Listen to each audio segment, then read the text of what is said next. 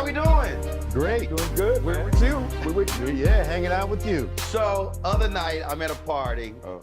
September comes on, and the DJ decides to mix some techno in with it. Pissed everybody off. They were like, hey, they don't need no help. Just play the song. Just play. The audience, we were in Salt Lake also gay. They were hot. They were like, hey, man, take the techno off. We don't need you add nothing to it. That's good. That's good. They were like, you can't be messing up classics. That is good. I cracked up laughing. Hey, did you say that's right? Did you tell them that's right? Oh, no, absolutely. I was hot too. Because I was like, what you doing? Because we were sitting there, I was like, am I the only one? That's September, right? Right. They were like, yeah. I said, what the hell is the other stuff with it?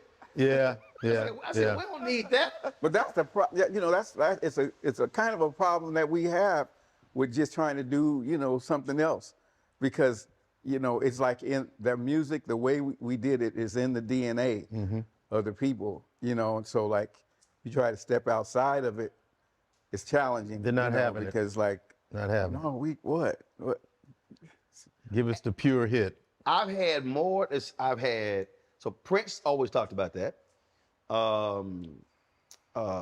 Numerous artists have talked about just being locked in because songs were just so elevated that folk like, I can hear that 100 times.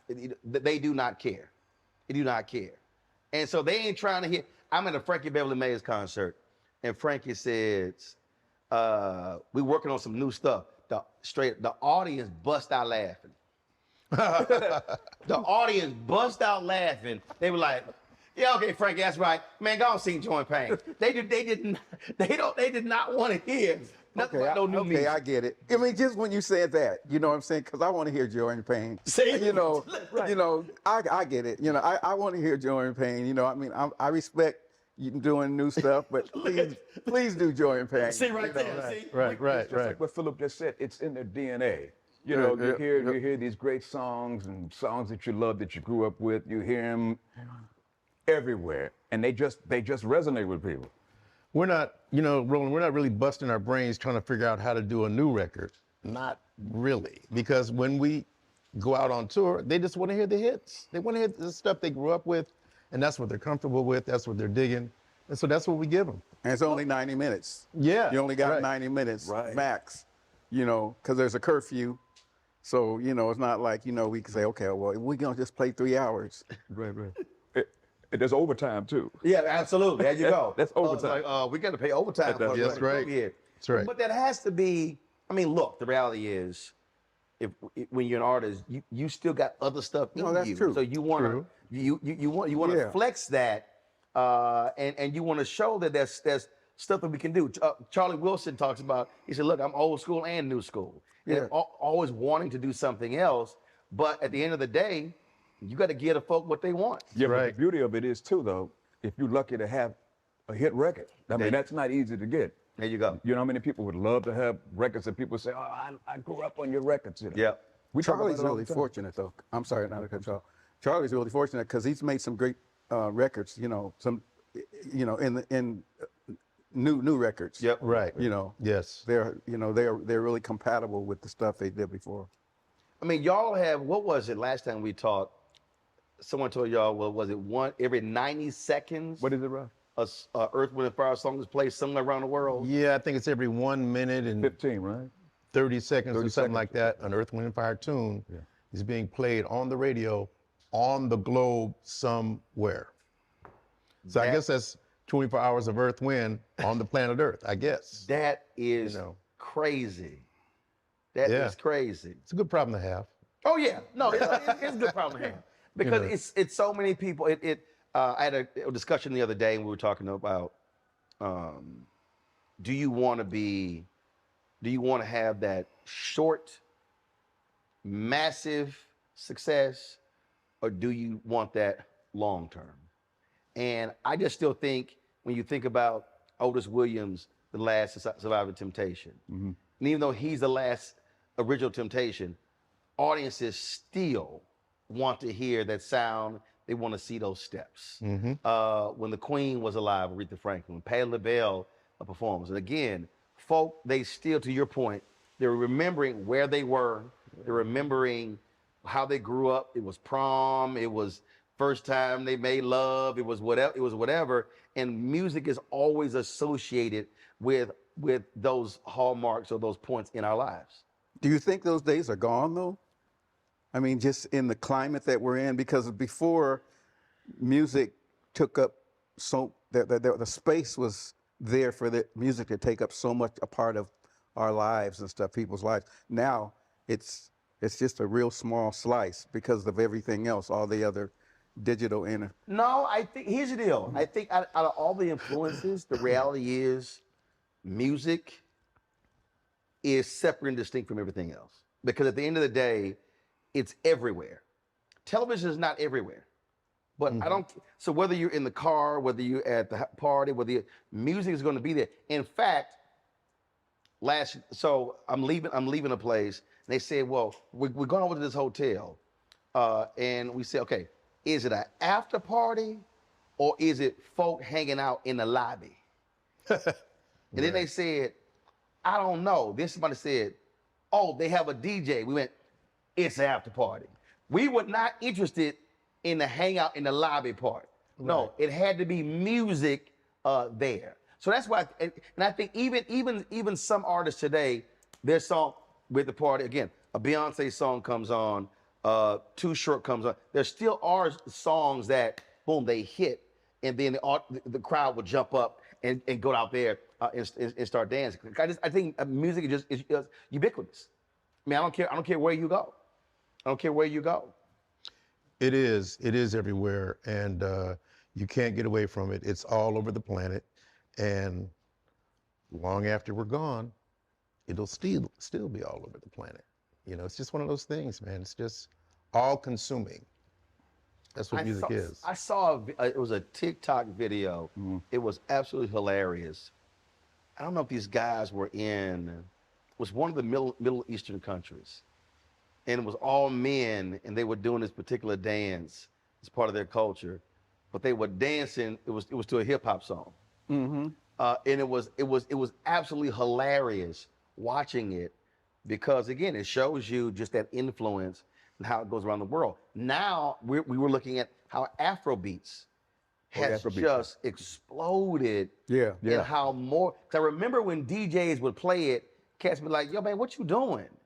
Now it's a huge part of any party or any outing, right. and how it's now just impact the sound. Right. Do you think it's a part of our collective consciousness as African people, though, in terms of kind of more emerging and coming together?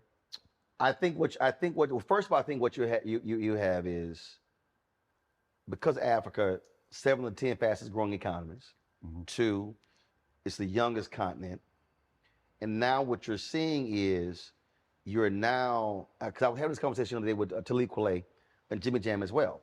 So what has happened is all of those young artists were impacted by your sound or the sounds of hip hop, and then they created their own unique sound. And now, because what Talib said is that cats here wouldn't embrace them initially, so they took the same sound, create their own sound, and now they're being embraced. So basically, it's reverberating.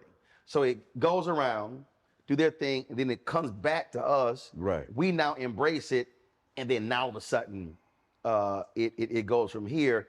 And then I think because of the music, it's causing people to say, "Let me find out more about that artist, that country, that culture." Right. So that's why I think the power, to your point earlier, the power of music, it causes you to be now, who is that? Or where are they from? Let me find more about it. And now there are people who are traveling to the places. What Ghana has done with Afrochella and the Black Star Festival. And now you literally have more people here saying, I now want to go to those places to experience the music and the culture, versus everybody just coming to my city. You know what's interesting? We talked about Charlie Wilson. We talked about Gladys, Aretha, us. You know, we've all had careers like 50 years in, right? Now, hip hop now is 50 years old. Yes, 50 years old Now it's this 50 year. years old this year. So it's amazing how now it's almost like you hit that 50-year mark, if you can, for everybody to really get it. You know, it takes almost 50 years for the whole world to get it 3 or 4 times. Because now we have 5 generations now. You know, and now you have younger people that are just now getting turned on to all of us.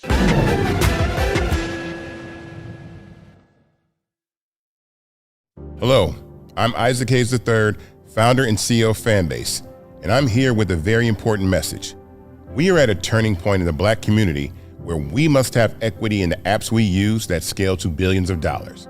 But this time, we own the infrastructure, we own the culture, and we shape the future. And Fanbase is the future. Fanbase combines the free functionality of Instagram, TikTok, and YouTube into an all-in-one platform built for the evolution of social media and monetization.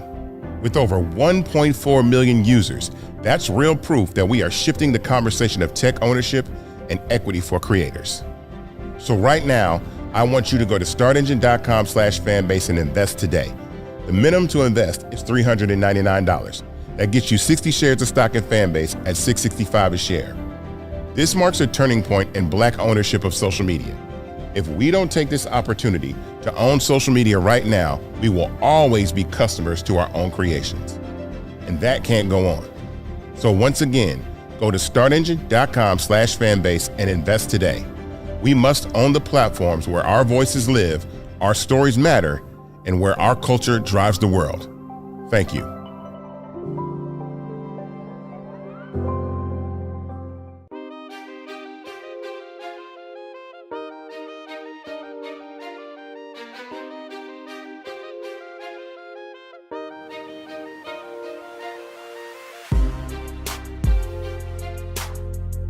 I love to see the multi-generational aspect.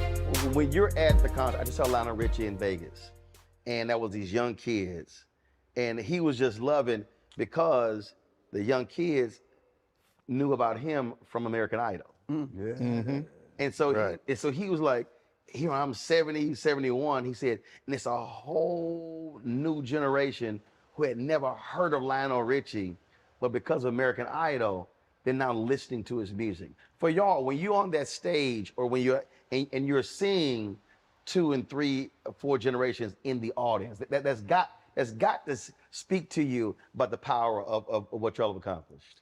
Oh, most definitely. I think we were doing our show before our tour, before our break, and remember, I was watching this kid. I could not take my eyes off him because he was about 9 or so. He was sitting in the front row with over on the right-hand side. Yes. I was amazed that this kid knew everything, and I was like tripping to see how many songs this kid actually knew. And he knew them all. And he knew them all. We had to go over there and bring him on stage and take a picture with him, you know, at the end of the show and stuff, because it was just that amazing. It's like, this is crazy. You know, the music travels everywhere. You know, like what Philip was saying, seeing this young kid, then you hear our songs on commercials, cold commercials.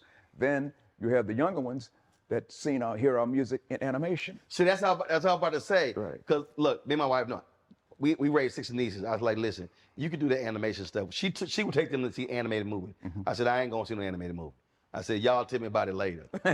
But it was crazy, the number of old school music that they knew. They were like, oh yeah, that was a Toy Story. I'm like, the hell you talking about? That wasn't no damn Toy Story. I'm like, that, but they were associating the music with the animated movies. That's right. The cool thing is, Roland, that when we were coming up and we were in our 20s, those people that were in college went on and got married, and they had kids.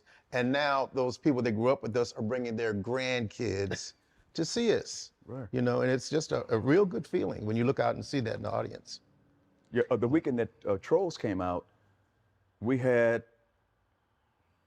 songs in the #1, #2 movie, Doctor Strange, and Trolls in the same weekend. That is wild. And another generation that probably never saw us, but they heard the music. Right. Yeah. Right. And that's, I think, what the power of music is. I may never have seen that person, never went to a concert, but I know them, I feel them because I hear it. And see, for me, look, every generation, you really listen to the music of your parents because, frankly, whatever they played. And I think the biggest thing for me is like I hate, and I see it all the time, where obviously now with the headphones and AirPods and everything like that, you have kids who are in their own world. And for me, the problem is they're not experiencing other music forms. And so like for my nieces, they get in my car, be like, yo, headphones off. And then they were going, I don't want to hear what you have to hear. Not a problem. Trust me, these speakers will overpower whatever the earbuds you got in your ear. Yes. So you about to hear what I'm listening to. They were like, Roro, why you gotta listen to music so loud? I said, music was supposed, I said, it was made to listen to it loud. I said, I ain't never heard of music intended to listen to it on like 2 or 3. I said, does the dial go to 10? I said, I listen to between 8 and 10. Right.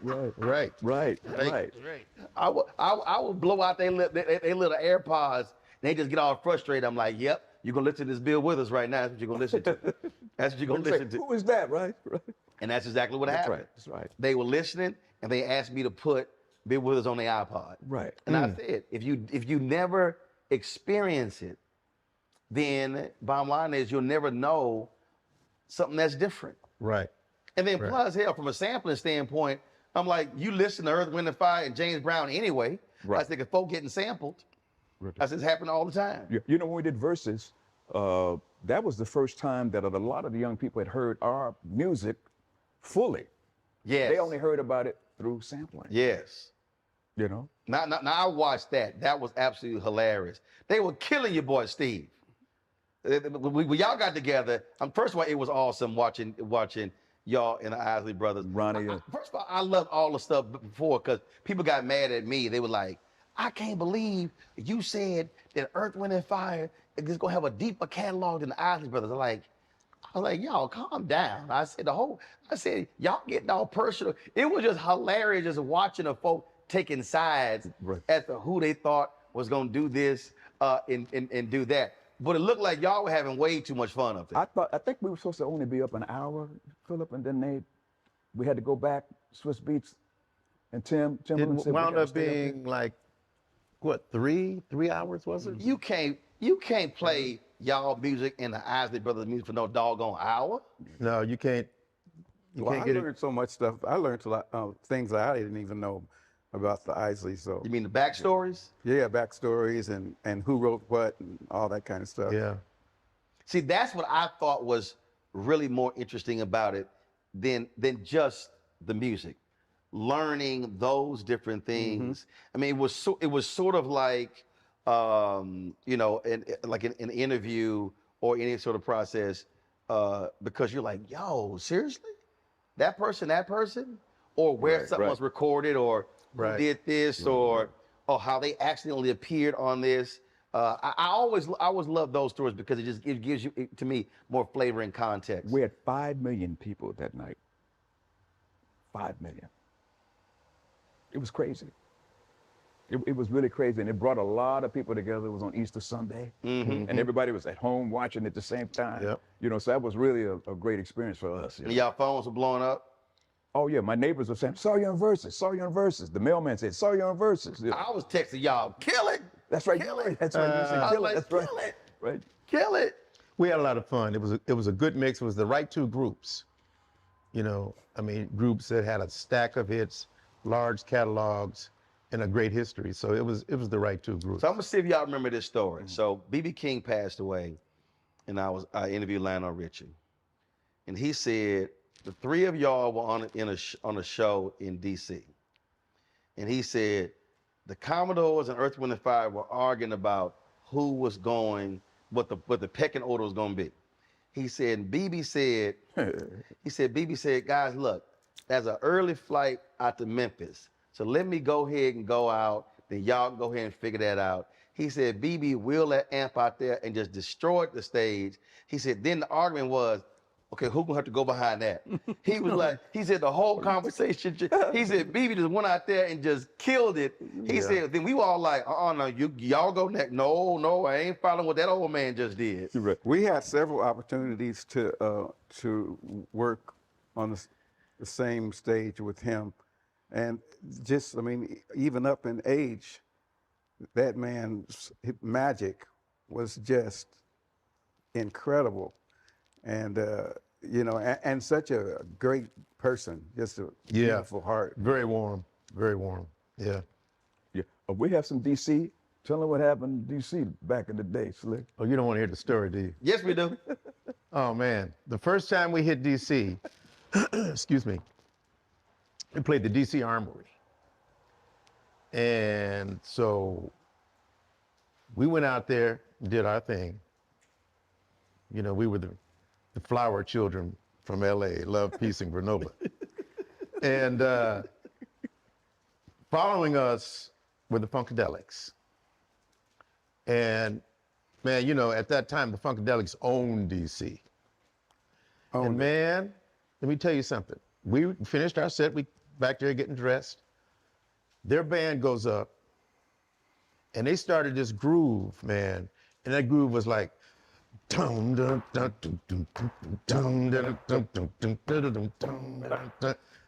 all the heads in the audience, the smoke was going, and out they came with a trail of smoke behind them, and they proceeded to kill. And it was at that point, Marie said, that ain't never gonna happen again. Man, we came back to LA and rehearsed, and finally the band gelled. And boy, the next time we saw them, it was a different thing. It was different. But we never forgot that moment in DC, the first time we played at the DC Armory, never. No, it was etched in our. Oh man, because I still hear that groove. So And that's when it was right, Chocolate City. I can still hear that. Oh man. They brought that funk. We still never forgot when we saw George. we reminded George, and we were all laughing backstage. He came to our concert, and we were laughing, you know. And because that was a moment. DC was Chocolate City too. See. Yeah. It was a moment. It was a real moment. It was a moment. A life-changing moment. To me, that's why it trips me out when I hear really great artists not wanting other great artists to be on tour with them. Because I love when I've interviewed the OJs and others, talk about how other groups push them and force them to greatness, if you will, because they said, we're gonna bring this thing tonight and y'all gonna have to bring it too. And to your point, cause you to say, yeah, that ain't gonna happen again. Right. We gonna have to go work on this thing and bring it back. To me, when you hear the phrase, iron sharpens iron.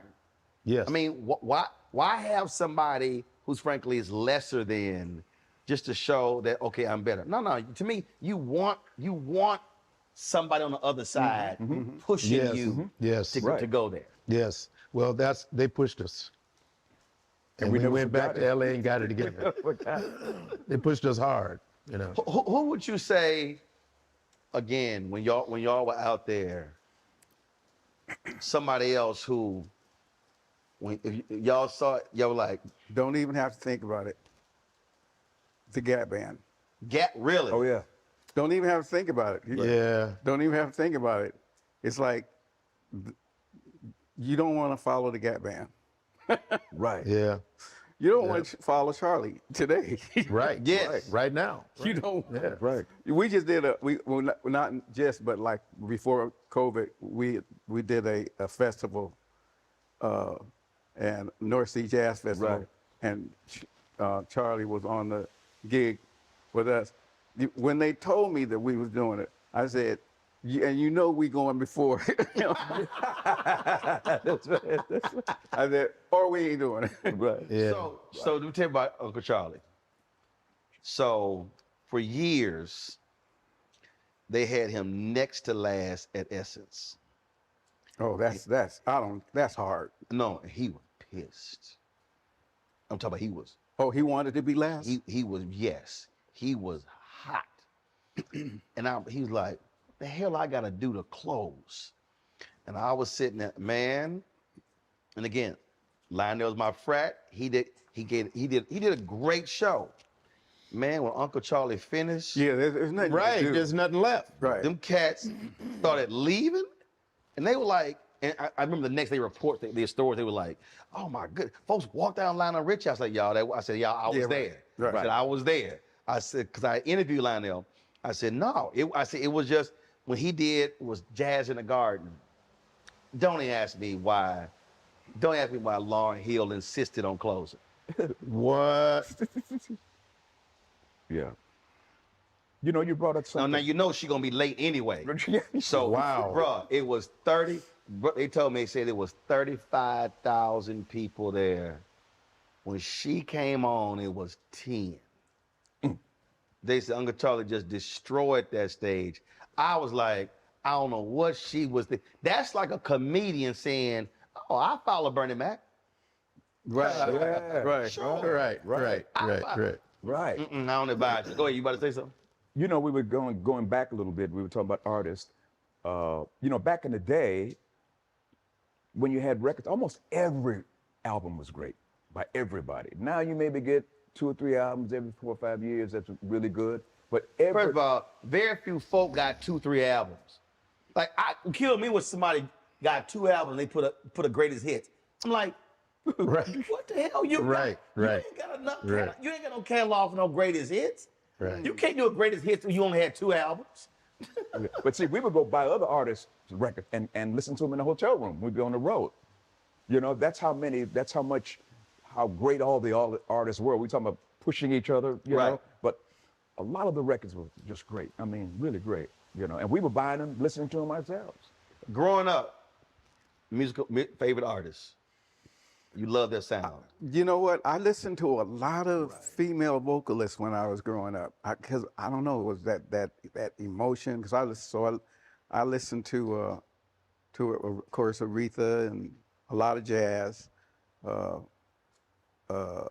Sarah Vaughan and a lot of jazz I listened to, and I think it's probably because they just that passion, that emotional passion and stuff. And that's how I developed my falsetto, actually mimicking those songs and stuff. And I didn't know it was a falsetto until I was playing at a club and a vocal teacher was there and said, you know, yeah, you have a great falsetto. I said, what's that? Like, what's that? For me, it was everything Motown. Man, I fell in love with Motown music, especially the Four Tops. I love and the sound of Levi Stubbs' voice, but also the bass playing of James Jamerson. Mm-hmm. I would listen to a Motown record and hear that bass and go, man, how's he doing that? And then by the time I was 14, I got turned on to jazz, and it went on from there. I just expanded from there, because in Los Angeles at that time, this is around 1965, LA had a 24-hour jazz station. It was KBCA 105.1. And I started listening to the Jocks and fell in love with their presentations and their voices. I was like, man, that's a cool thing, you know, so, yeah. You're out of Chicago. Of course, we listen to a lot of jazz, a lot of Miles Davis. My mother was a big Lou Rawls fan, you know, coming out of Chicago. Oh, yeah. Lou. And I listened to the Beatles, right? And then Maurice was you're talking about Chess Records earlier. Maurice was the drummer on a lot of those records on Chess Records. So he would bring home the 45s before the records came out. They would record the records on Monday, they'd be out on Friday. But he'd bring home the masters. So we listened to a lot of different kind of records. The thing about we talk about musical influences. So you mentioned Motown. Yes. One of the things, the moment you mentioned that, I thought about something that Jimmy Jam told me, and I think y'all music is very similar. Motown, they really understood, from a musical standpoint, that first 10 to 15 seconds, that when that song come on, you knew exactly what it was. That's right. You were in it. Right. And Yes. and I think y'all's music is the exact same way.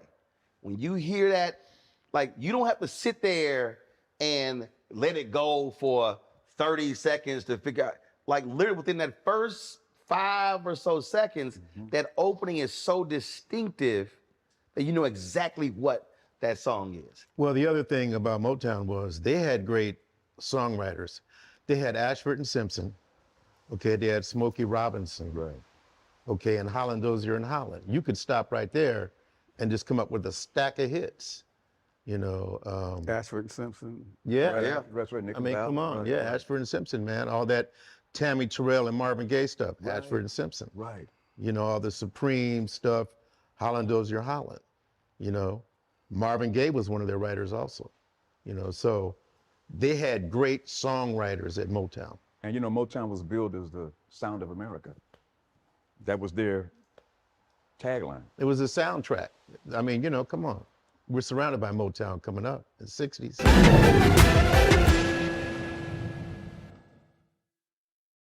What's up, y'all? Look, Fanbase is more than a platform. It's a movement to empower creators, offering a unique opportunity for everyday people to invest in Black-owned tech, infrastructure, and help shape the future of social media. Investing in technology is essential for creating long-term wealth and influence in the digital age. The Black community must not only consume tech, we must own it. Discover how equity crowdfunding can serve as a powerful tool for funding Black businesses, allowing entrepreneurs to raise capital directly through their community through the Jobs Act.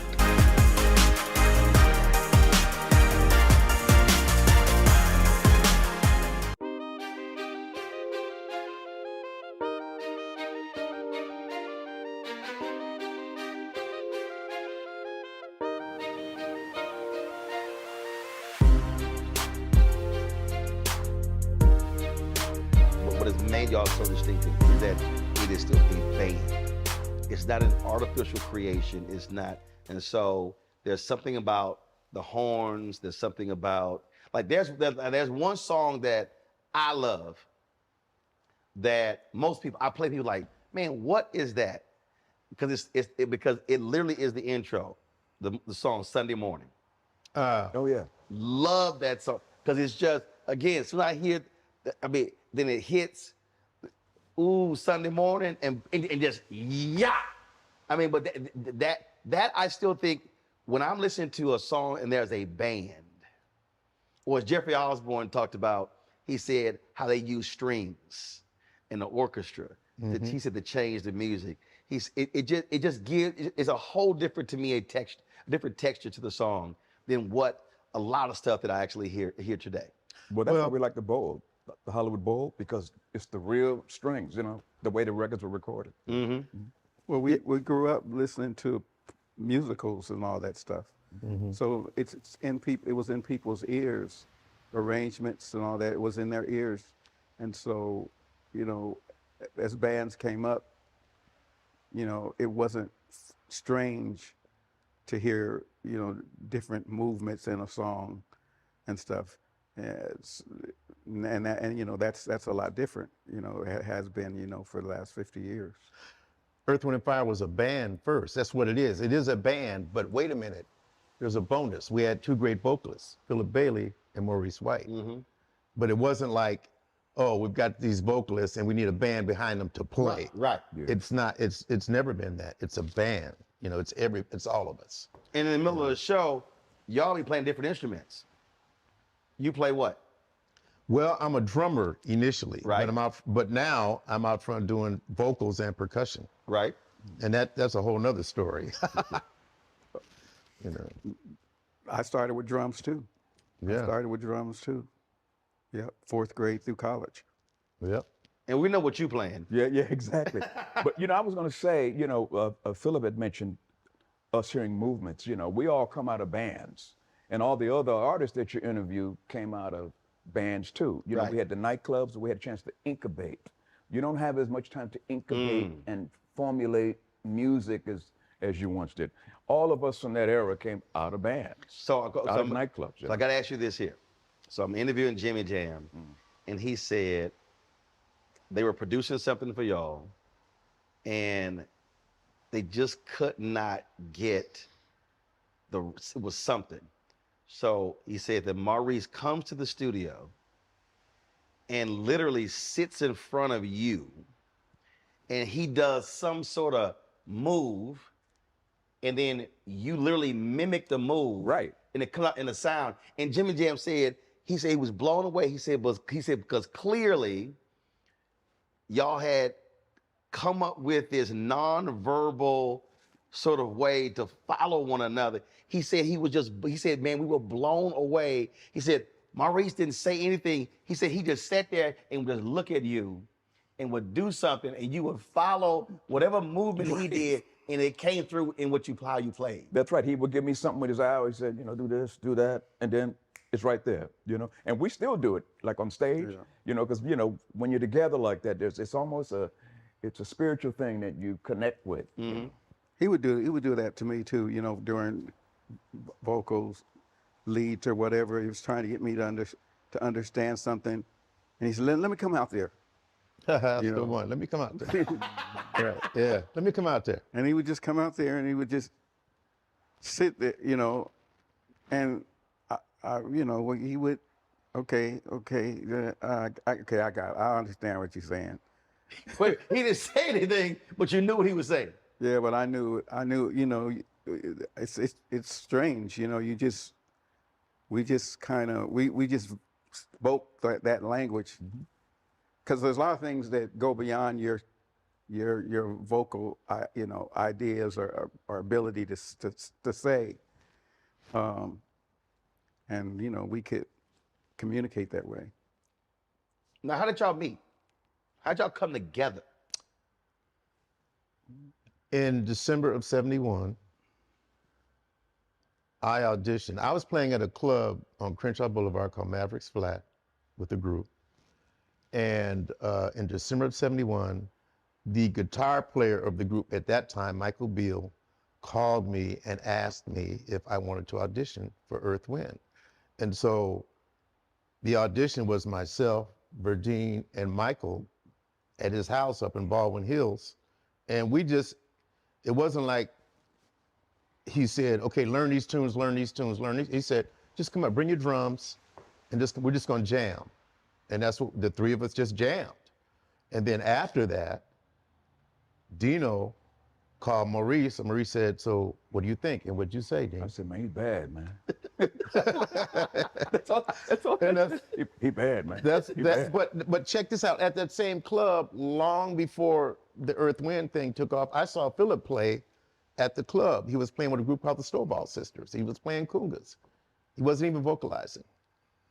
So it's interesting, that 6 degrees of separation kind of thing, And that's all you say, he bad. That's what I said, he bad. That was it. Because we say, man, what do you sound like, man? How you sound? I said, he bad. And I called him right away. The name. That came from Maurice's astrological chart. Yeah.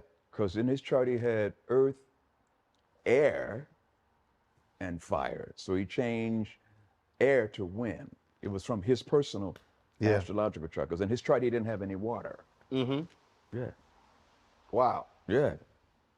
And then, but your alternate name, The Elements. That's just what the fans came. Yeah, that's kind of they put that on us. They don't call us Earth and Fire. They call us the Fire. And yeah, I was going to say they also call us the Fire. Right. The Fire. Right. Yeah, the Fire. The Cats. Well, most crew, one of the folks on my crew didn't know what the hell the Elements was, and we had to cuss. Uh-oh. Wait a minute. Yeah, we had to cuss him out. Yeah, it's funny. We had to cuss Anthony out. Like, the hell, you don't know what the Elements is. He's like, the Elements?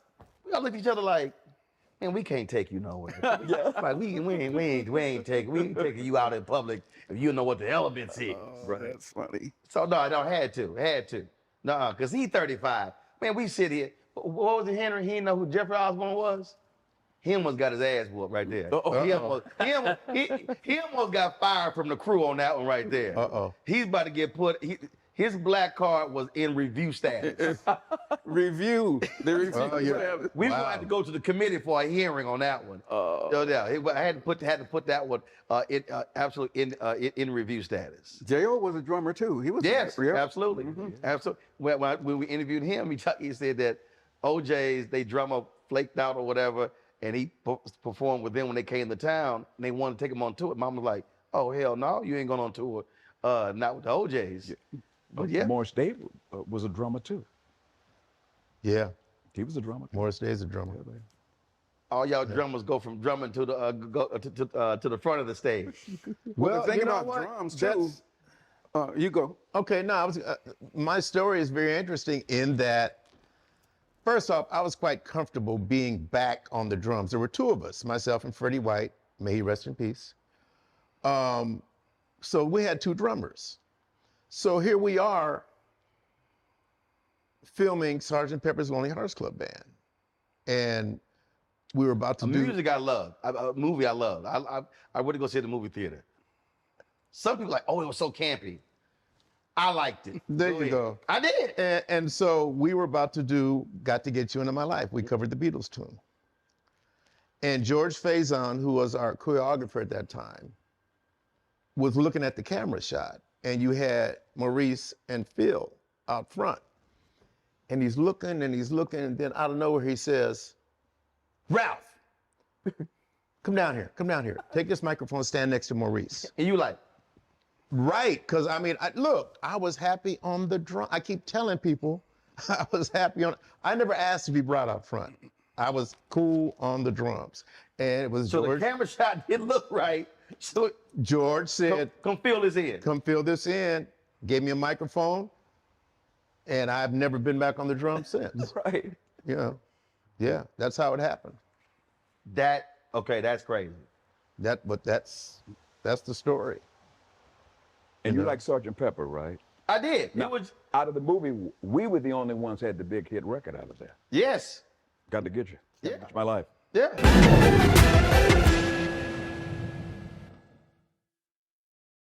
Hello, I'm Isaac Hayes III, founder and CEO of Fanbase, and I'm here with a very important message.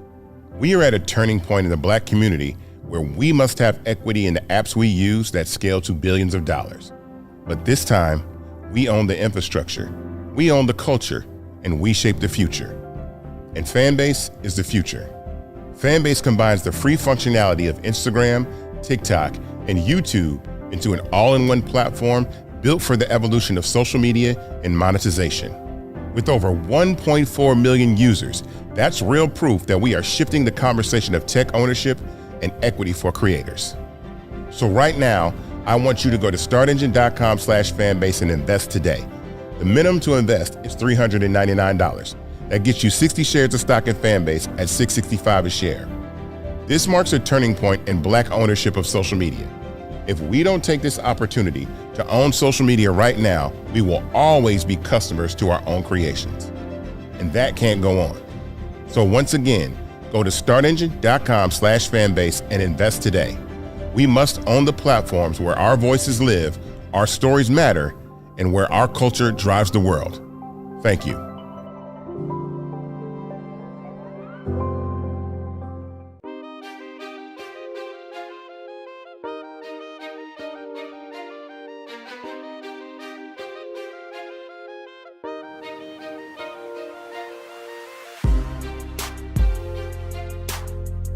Now the outfits. Who was the driving force? That was Because Lord, y'all had Bill Whitten. y'all had some outfits. Bill Whitten. He was a master, just really very, very talented. Bill Whitten on Santa Monica Boulevard. But did he ever bring some stuff y'all like? Say, Bill, I think you were high when you did these. Well, he did. You know what? There was a set he sent out there one time, and Maurice did not dig it. And he sent them back. I remember that. We put it on. He's like, man, what? So, no, he said, yeah. One time, Bill went a little out there, and Maurice said, no, that's not going to work. That's not going to work. But no, Bill, he's the man responsible for the look. That look we had. He was a master at it, man. Well, see, I think that is what, again, when I think about what was so distinct, one, obviously sound was important. Two, you were in an era where there were bands left and right. Yes. I mean, you were competing against a lot of bands, especially all them cats out of Ohio. Ohio players. But the third piece, those bands, it was all about presentation. It was like, to me, it was like a movie set. Yeah. In terms of when you thought about the album covers and being on the stage. And so it was a whole show, not just dress regular, give me the microphone. But you know, us being young men at the time, you know, really cutting our teeth on Earth, Wind, and Fire, you know, we had great mentors. First of all, we had a great leader with Maurice. We had the late Charles Stepney. We had George Faison. We had George Massenburg in the studio. So we were really surrounded by really great people at a young age to give us a great foundation. Yeah, absolutely. Yeah, but that's true. I always liken it to a great franchise. You know, you got to have great people from all around, you know, all around from bottom to top. You know, and so like even with, you know, the writers, you know, Skip Scarborough and Jared Peters, and you know, it was one of those kind of situations where all of our lives collided at the right place, the right time. And we were with the right record company that had the right president, Clive Davis. Clive loved us, and still today loves us. Still does. You know. You know, when Clive walked in the room and then we were auditioning for him. Yeah, we auditioned. We did a live audition, man. You know, it was really kind of, at that time, unheard of for a group to do a live audition for the actual president. Right. He would send his A&R guy out and say, look, go listen to this group. If you like what you hear, come back and talk to me about it. Clive, we were at Sunset Sound in Hollywood, and we had set up. We did a few tunes, and man, I will never forget it. Clive was leaving, and I was just happened to be standing by the door. He looked at me and said, I'll be in touch. Man, next thing I know, we were on CBS, and in 1972, he flew us to the CBS World Records Convention in London and presented us. And said, okay, this is the next thing. Everybody wrap your heads around it, because this is what's coming. And it just took off from there. And you know, you talk about the Essence Festival and all those concerts, because after we signed with Clive and we went out and started doing arenas, it enabled the other groups to do arenas. Right. As you saw, you talked with Lionel, you talked with Jammin' Lewis, you know what I mean? It laid the groundwork for that era of those artists to do those type of concerts, you know? We were talking about the business of the business before we started rolling. And when were y'all aware of that part? Because so many, I hate when I'm watching TV One's Unsung and it's the same story. Here, the rise, the fall, folks split up, folk get jealous, they get mad. I think, what was it, Rolls Royce? They mad because they thought that she was Rose and they got jealous of all that. And I'm sitting here like, are all y'all getting paid? Man, I don't give a damn who out there. Man, just go cash those checks. And so I think that also, which goes to why you had the longevity, even those hits, because that didn't happen. That in terms of just that, you stayed together as opposed to the fracturing. How did y'all make sure you were constantly tight and you did not succumb to what so many other groups eventually went through? Well, I think it, and I'm sure you're going to add something in, but I think it started with the leadership. Maurice was very fair in how he treated us. And, you know, he made sure the business was right. We had the right management, the right attorneys, drawing up the right contracts. And so I think it started with the leadership, you know, because he could have been a cutthroat kind of guy. I mean, you know, you got two ways to go. You can do the right thing or the wrong thing. Like what Harold Melvin did to Teddy Pendergrass. Okay, you know. Yeah, that's all you get. It's like, Harold. Right. So what were you thinking? It started with Maurice, man. He was just a very fair leader when it came to the business, you know. I don't agree. Okay, well, go ahead.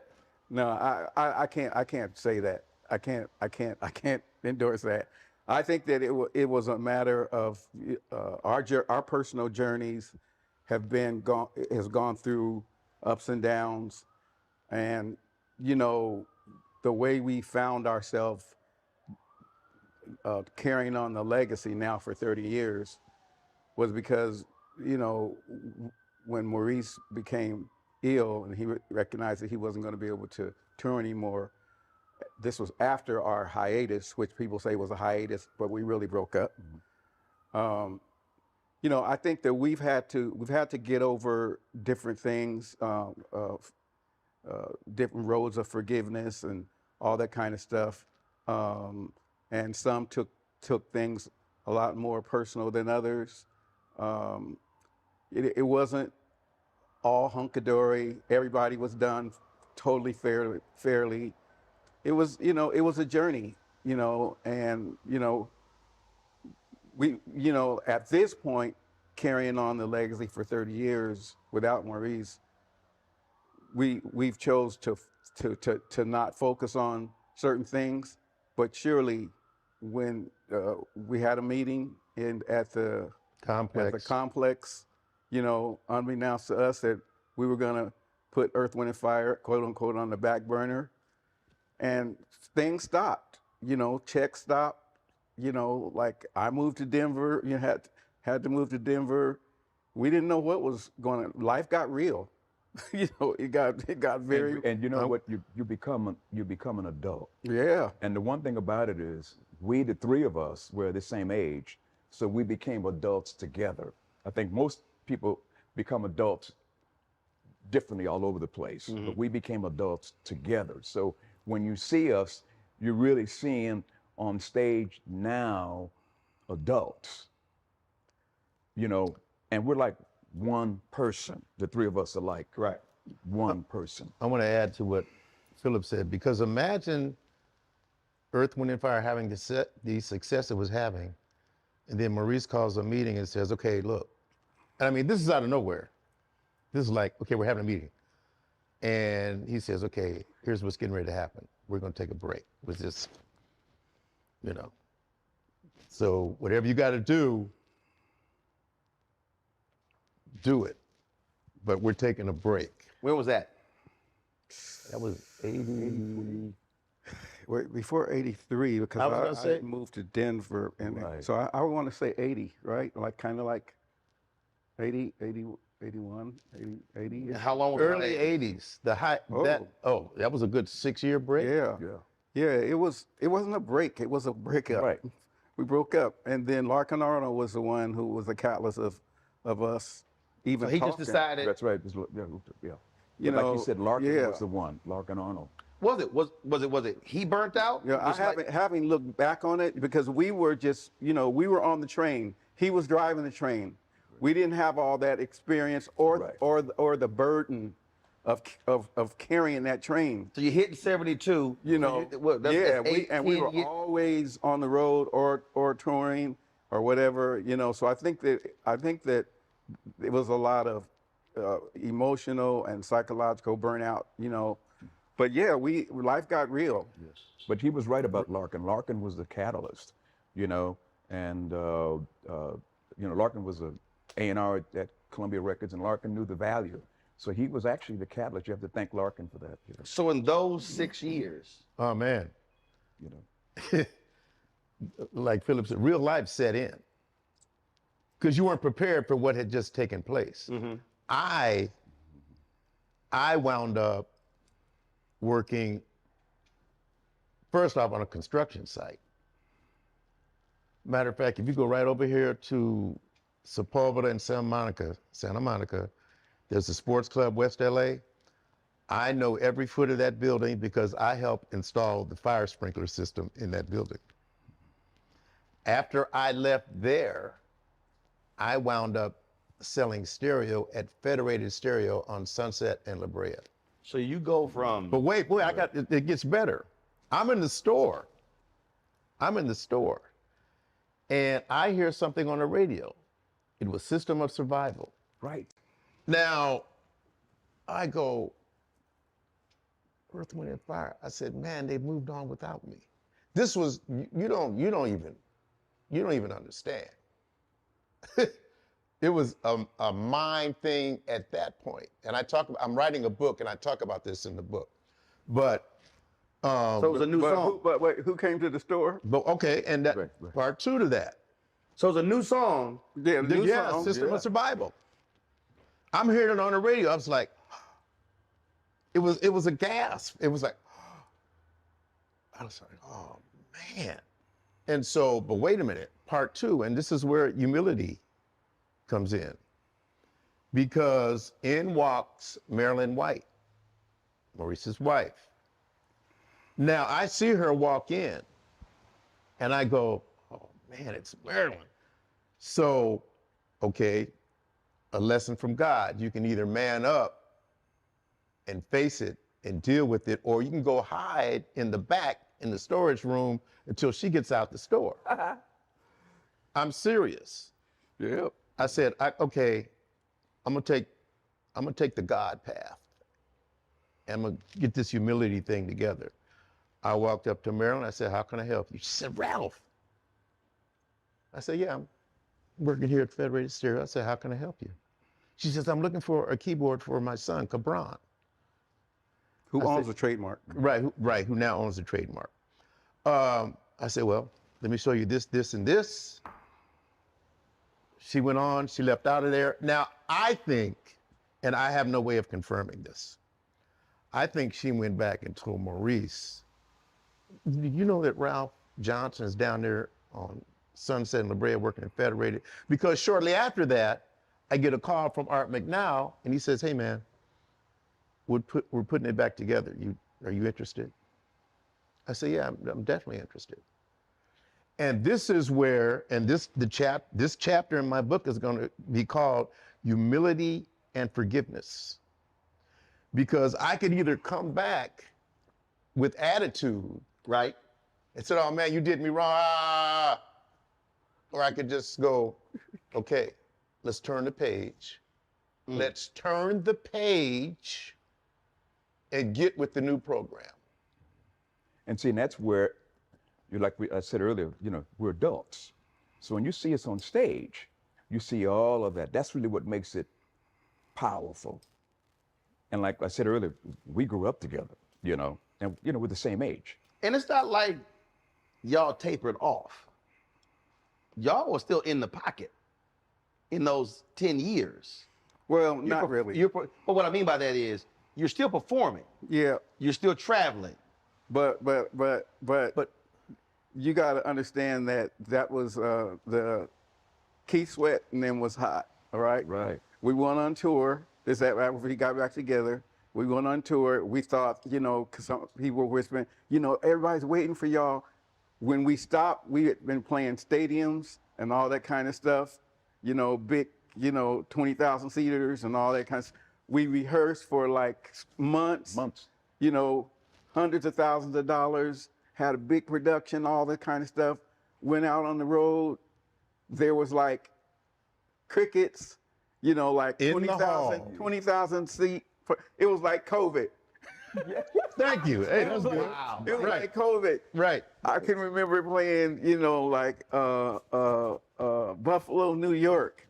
That's the one that comes to mind. And, that big, and man, it was like, I'm telling you, it was like COVID. It was like COVID. And 18,000 seat place, and you got 3,000 people in there, and you got 7 semi trucks outside. Right. We lost so much money until we had to take a bud date. So we had to take some bud dates. Right. To try to offset, the loss of the, of the scratch and stuff. Yeah, it was, it was a different. It hasn't all been a hunky-dory. No. Right. So when you see the Kennedy Center honors and all that stuff, we paid those dues to get right here. We built it right back here where now we're doing, of course, grading. People are coming 5 generations, but that was work to get from there, like what Philip said, there to here.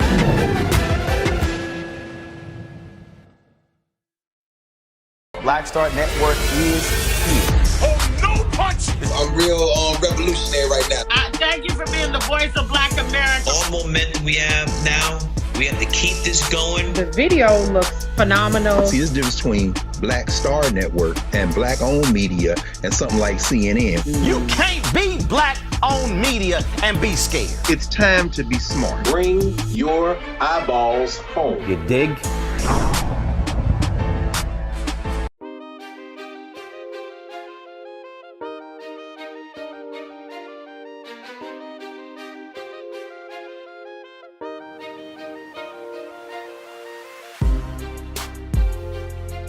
I could not imagine you're doing the stadium, and then it just stops. Crickets. Yeah. It was crickets. Because we had been off for almost 5 years. Thank you. And you're gone and a for whole 5 years, and a whole different thing has happened. That's half a generation. That's right. There's a lot of stuff happening in that That's 5 right. years. And nobody comes back from where we were to here. Like, you know, we're talking about all the great concerts and all Right. the stuff that we're doing. Nobody's done what we've done. And so we had a second chapter where we rebuilt right where we're sitting now. So when we got those, as I said, Kennedy Center Honors, Smithsonian, all those great things, that was really what the dues we paid to get there. Because don't forget now, we're the only African-American group ever in history to get both of those awards in 2 different weekends. Well, Tom Joyner is our hero. Yeah. Because he is the one that believed that we could still be relevant without Maurice. Tom did, right. And, you know, he was doing that show, and he came, you know, and put us on that show and, you know, endorsed, you know, what you see now, you know, and, you know, that's been 30 years ago. And Sinbad too, when he put us on his Soul Festival on HBO. And a lot of those kids have never seen us. I think they played that festival 50 times because of Sinbad. Sinbad had come to the Pantages to see us. And he said, listen, man, I'm going to do this thing. I really need your help. It's in Aruba. Right. Yeah. Right. Yes. And what happened was he said, I need help. I need help. And so we helped put the money together to partner with him to do that festival on HBO. And the president of HBO played that Soul Festival about 50 times on kids who never ever saw us. Right. And it was the fall of '94 when we decided we were going to go out. And really it was a test to see if the public would accept us without Maurice. Because we didn't know. We were so used to being with Maurice. Right. So it was the fall of '94. We put together a 6 And he week. could never be replaced. There's no way Right, you're going right. to You get can't somebody replace him. like So fall of '94. But you got to recalibrate. right. Yeah, right. There you go. But you know where we discovered it? I did a gig with Philip. I sat in on one of his shows in San Diego. Yeah. And I sat in with his band. And after we got off, they went crazy. And then he looked at me and said, we can do this. That was in '94. Before the fall. I went and sat in with him. Yeah. Go ahead, Rob. No, I was just going to say that during that period while we were off, Philip, there were 2 situations that happened that kind of restored my faith and let me know that I can still go forward. And one of them was Philip cut this fabulous album with Phil Collins, Chinese Wall. And I got a tune on there, which made so much difference financially for me. And then Al McKay came to me, and I thought he was joking at first. He says, he used to call me Slick. He said, Slick, I just got a call from Motown. They want me to do the Temptations. You want to do it with me? I said, yeah. And we got a hit out of that, Treat Her Like a Lady. Right. And so those 2 things, man, during that period when it all just had caved in, I said, okay, there is some hope. That's right. There is some hope. So all those building blocks that you see now, those are the, led up to all of that, you know, where now you have a new generation. And as I said before, nobody's ever done that, to come back like this again.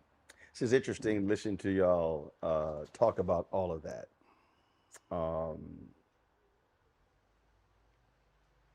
I think about the conversations I've had with New Edition, and they've gone through ups and downs, and I know all those guys, and what I've said to them personally, and what I remember telling Johnny and Ralph and Michael as well. I was like, guys, y'all are our generation's Temptations. I said, and whatever stuff, whatever ups and downs, whatever, I said, let's just be clear. You will never be able to make as much money individually as you can as a group. I said, because it is just it's the power of the group and the music, and that's what people. And I said, and they absolutely. And I remember because they had a tour, and Michael asked me to do a video, and I actually said that. He was like, he says, man, he said, no one ever put it in those terms. I said, no, I said, those of us who, I said, you are our generation of Temptations. I said, and look, you're going to go through stuff. I said, but the bottom line is, I said, they still doing that thing. They still booking shows. They still doing that thing. I said, so whatever little fight stuff y'all got to go through, I was like, get that shit together and go back on that damn stage. And Uncle Charles told him the same thing. He's like, listen, the audience still is showing up.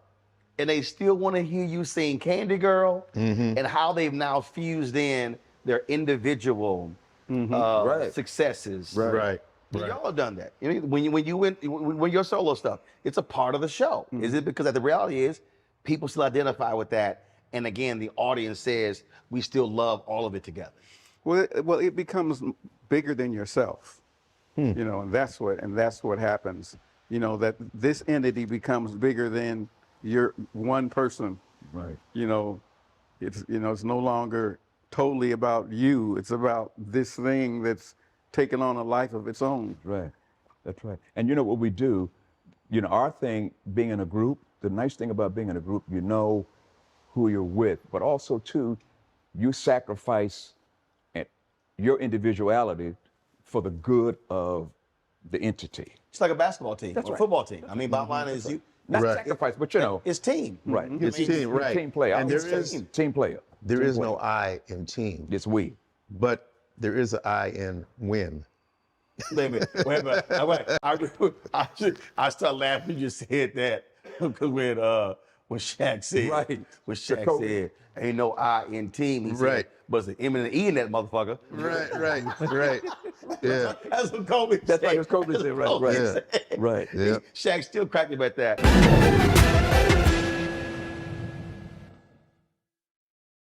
Hatred on the streets, a horrific scene, a white nationalist rally that descended into deadly violence. White people are losing their damn minds. As an angry pro-Trump mob storms the U.S. Capitol, we've seen shots. We're about to see the rise of what I call white minority resistance. We have seen white folks in this country who simply cannot tolerate black folks voting. I think what we're seeing is the inevitable result of violent denial. This is part of American history. Every time that people of color have made progress, whether real or symbolic, there has been what Carol Anderson at Emory University calls white rage as a backlash. This is the rise of the Proud Boys and the Boogaloo Boys. America, there's going to be more of this. Here's all the Proud Boys, guys. This country is getting increasingly racist in its behaviors and its attitudes because of the fear of white people. The fear that they're taking our jobs, they're taking our resources, they're taking our women. This is white fear.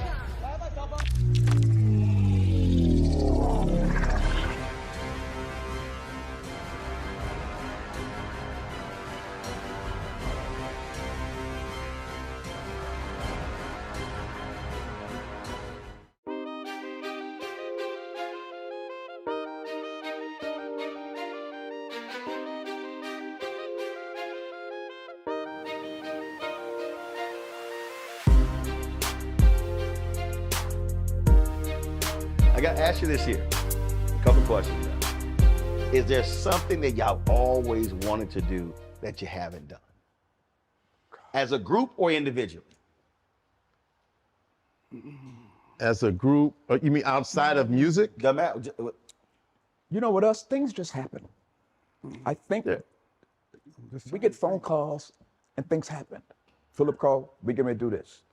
Ralph calls, we're gonna do Roland. That sort of happens with us, you know, it's that. I At this point, no one could have dreamt that we would still be relevant 50 years later. Right. And at this point, you know, we're still healthy, having fun, and doing what we love, making people happy, you know, making good money. And, you know, we're just letting it come to us. I have a bucket list. And one thing on that, and this has nothing to do with music. It has nothing to do with music. I'm a student pilot. And so one day, I would love to get a phone call saying that I can go fly with the Blue Angels. Okay. Because you got 80 hours, right? I have 80 hours of flight time in a Piper Warrior. You know, I scuba dive. Matter of fact, I just came off a fantastic trip down in Cozumel, Mexico. All I did was scuba dive all week long. You know, and so, but And I almost lost my mind. What? You was scuba diving? You weren't worried, were you? I was kind of worried. Really? No, But you come sent on. me pictures though, remember? Because he hasn't done it in a while. I knew he's been doing it forever. Right, you know? right. But then he said, I'm gonna go coast. I'm like, you were 71. You know? Right. You know, and he said, so I'm going, well, when's the last time you scuba dived? It was 86. He's like, in Hawaii. 86. And you know what? I'm going, the people that were running the dive operation said, well, I had to fill out a form. They said, well, wait a minute, you haven't been diving since 86. I said, yes, the last time. They said, okay, we're going to give you this refresher course right quick. You'll go out with one of our instructors. He's just going to check you out right quick. And then we'll know you're ready to take the deep dive. And so all week long I was diving, did some great dives. You sent pictures to us, remember? I've got video. I'll gladly send you the video so you can check it out. I was happy when he said, I'm on my way home. You like, I'm back on land. But yeah, but it was, you know what? But on the Roland, on the it's the best vacation I've ever had. I'm good, bro. I'm good. He came back with a beautiful tan. I'm good. It's best. That's. I get great tans on the golf course. I can dig it. I can see now. I'm with you. I'm good. Hey, see, when you mentioned scuba diving, I thought about what That's my hardcore outdoor activity. Boom, right there. I'm a land-based brother. You can keep that air stuff, all that hang glide, parachute. Well, I ain't trying to hang glide, nor am I trying to skydive. Dang, I'm not trying to do that. I'm a land-based brother. I do want to go for a ride with the Blue Angels before I leave the planet. That would end it all right there. I don't know who know the hook that Call on your military friends. I don't know. Hold up, wait a minute, hold up. You said that right? It's military. That's Hold military. up. That's I'm gonna send a text to the Secretary of Defense. You wouldn't dare. What? You think I'm? He said, who you think I'm talking to? Who you think I'm talking to? Oh my goodness! No, that would do it for me. Who you think I'm talking to? That would pretty much. Lloyd. I could wrap it up after that. There's no more There's no more adventurous stuff I want to do after that. Hold on one second. Let me see if he answered the phone. So shoot. So the Secretary of Defense is an archon. We're in the same chapter. Really? Yes. See if he pick up. I'm leaving a voicemail. See, I knew that's probably, I thought, hold up, that is military. It's military all day long. And he is. This is Lloyd Austin. Sorry I missed your call. Please leave a message at the time of your call. I'll get back to you right away. Thanks for calling. See. The mailbox is full and cannot accept We're gonna send him.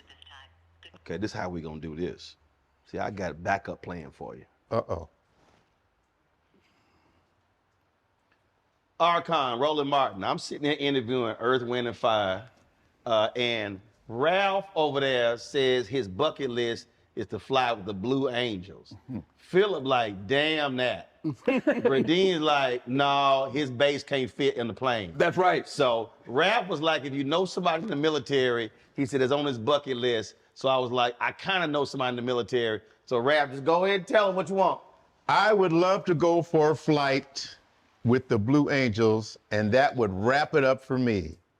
If that can happen, I'd be one of the happiest people on the planet Earth, Mr. Secretary. All right, so I know you like Earth, Wind, and Fire, so let me know so I can pass it on. All right, Archon. Let me send it to him right now. All right, we're going to try to make that happen. Oh, my goodness. Look, hey, because hold up, I do know somebody. I know somebody. Okay. Let me send this to him right now. Philip, something you really, really want to do you have not done yet. Really want to do that. I have not done yet. Somebody you want to sing with, something you want to do. What? Somebody you want to play golf you can put with? together the collab with Earth, Wind, and Fire and Dionne Warwick. We've already, y'all done that. We got to do that. That would be. Oh, y'all haven't done it? No, we haven't done it. It's on the list. She really wants it. Y'all talk to her? Y'all? Yep. Okay, So, all right. Good. So I ain't got to call her. Right. Okay, all right, cool, all right. If you ask me tomorrow, I'll have a bucket list. Today, I don't have one because things have been going so well with us. It's just been really smooth sailing, and I'm sure I'm going to get there. So you just flowing? I'm just flowing. You like and I'm hanging out with you because we haven't seen you in a while. Indeed, so indeed. We just when Ralph said, "Hey, we're going to see Roland," I said, "Great," because I texted you last night, right? Yes, sir. I said, yes, "I can't sir. wait to see you tomorrow." Well, so I like to go with the flow. I got you. Go with the flow. Well, look, it's always good seeing y'all. It's always good to chat and hang out. We got to play golf. We got to get that done. All right. I am not scuba diving. In the words of you go to yoga class with me. In the words, I might do that. I might do the yoga class. Do that. I'll get you a mat. I might do the yoga class. Okay. But it's like in the words, as soon as you said scuba, I thought what Charles Barkley said when they asked Charles, they said, "Hey, Charles, Tiger likes going scuba diving." He's like, "No, that's why he got his white friends." He's like, "We don't do all that." He said, "We just drink and play golf. We ain't doing all that." That's funny. I'm like, "Nah, I'm with you. I'll pass on that scuba diving. I'll leave that to the fishes." I'm like, I'm telling you, it's a different world for sure. It is. I let them have their space. I'm good. I told somebody, I said, when I see a fish start walking on the golf course, then I go in that damn ocean going scuba diving. Yes, sir. Yes, sir. Well, look, great to see y'all. Man, great to see you. Keep doing it. Man. Keep inspiring people. And again, we going to keep dancing as long as the DJ don't be playing techno with September. We be fine. Yeah, tell them don't do that. Don't do it. Don't do that. All right, then. All right, now. Thank you, Appreciate Roland. it. Thank you, sir. Thank We you. love you. Thank Love you. you. Thank you. Thank you.